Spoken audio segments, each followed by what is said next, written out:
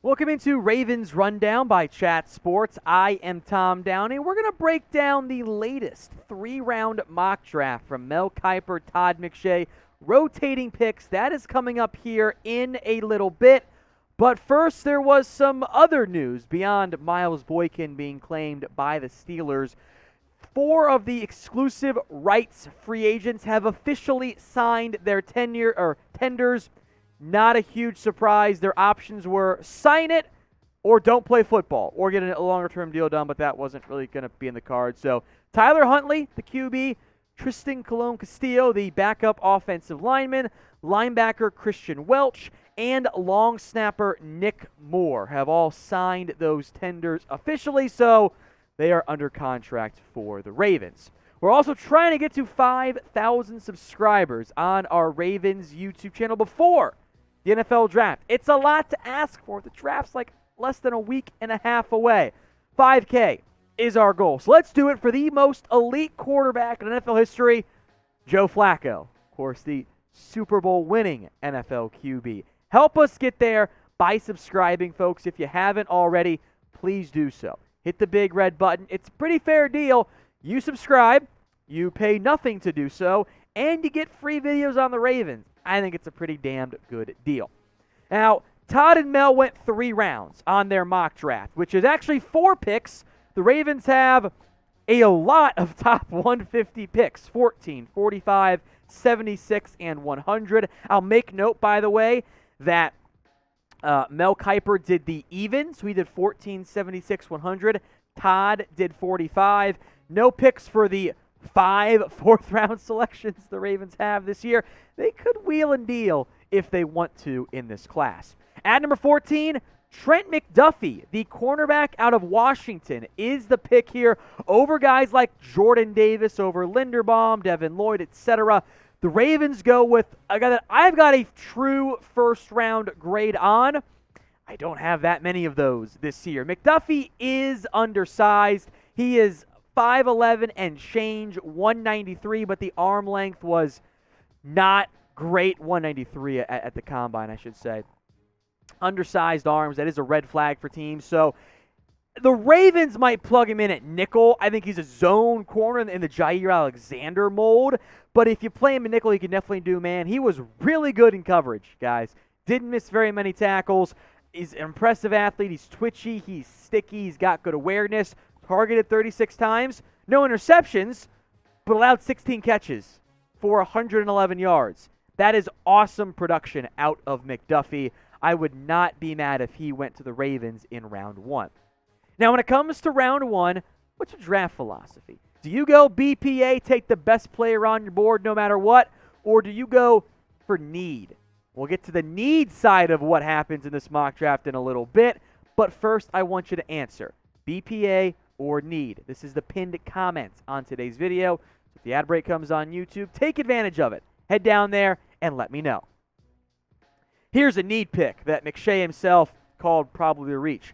Cam Jurgens, the center out of Nebraska at number 45 overall. Now, in my notes, I've done all my scouting here on the guys on today's show. I've got like maybe 75 more to get to, mostly along the defensive backfield.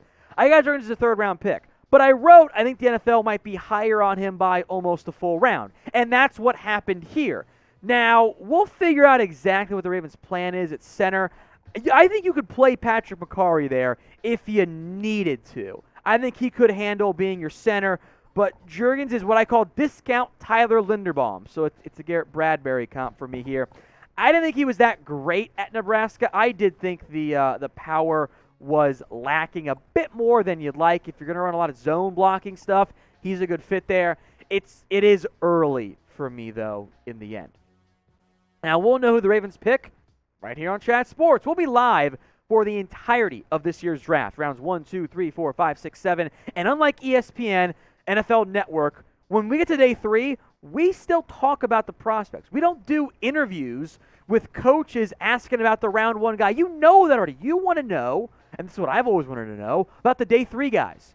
That's why I spend all of my free time doing draft stuff and annoying my wife. So if you haven't already, hit that big red button and subscribe. It's youtube.com/chatsportstv. Perrion Winfrey was the pick in round 3 here, number 76 overall. This is great value in the 3rd round. I could see Winfrey going top 65 in round 2. I've got a late 2nd round grade on him. Athletic comp comparison-wise, like they're testing, Jay Ratliff, if you recall him, the former Cowboys defensive lineman. The production is not elite. Only 23 tackles. 11 of those were for loss, though, so great relation there. 35-inch arms. He's really long. I think he's a 3-tech in the NFL, maybe a 5-tech for you, for the Ravens specifically. That's fine with me. I want more depth at that spot. This could be your long-term Calais Campbell replacement, potentially maybe your Derek Wolfe replacement in the short term. He's not developed all the way. Part of it is the Oklahoma scheme. Like, they're stunting and crashing and looping, and it's not a normal defensive scheme. He wasn't always asked to the things he's going to do in the NFL, so there will be some adjustment period there. The impact does come and go. I think he's more of a gap shooter, penetrator right now than he is a run stopper, but I value the pass rushing more than I will the run because I can find a fat guy. It's tougher to find an athletic marvel, which I think Winfrey is to a reasonable extent. Now, I got Winfrey as a value pick here, and I want to know your favorite value prospect this year. Now, when I say value, I'm talking about a guy you could take in round 2 or in round 3 that you think is the talent level of a first-round guy or could end up producing like a first-round pick. So get in the comments and drop a prospect for me, your favorite value guy in this year's draft. Myjai Sanders out of Cincinnati is pick number 100, and I like this one. 3rd, 4th round grade on him from me, so we're right in the sweet spot of the value here. He is a pass rusher with very promising athletic upside. Now, his numbers this year were poor. 2.5 sacks, plummeted down from 7. Did have a blistering 17.3% pressure rate, so finishing was not his thing. Now, he's listed at 6'5", 255 by Cincinnati. That's what our weight metrics say because that's what we are using at this point. We'll update post-draft.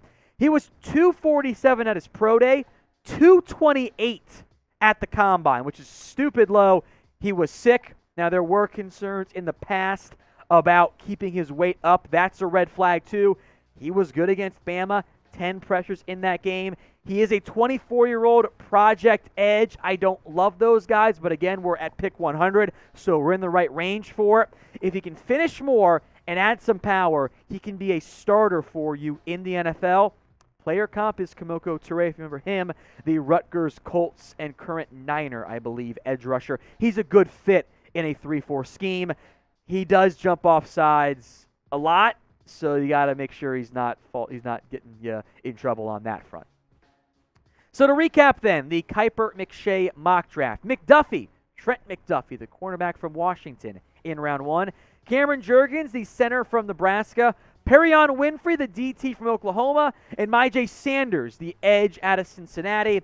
I don't love the Jurgens pick, but if you flip Winfrey and Cam Jurgens, it's actually fine at that point. So I am very curious what you guys have to say here. The final question of today's show. Grade the Mel Kiper, Todd McShay, Wombo Combo 3-round mock draft. A, B, C, D, or F. Speak your mind for me right now in the comments section.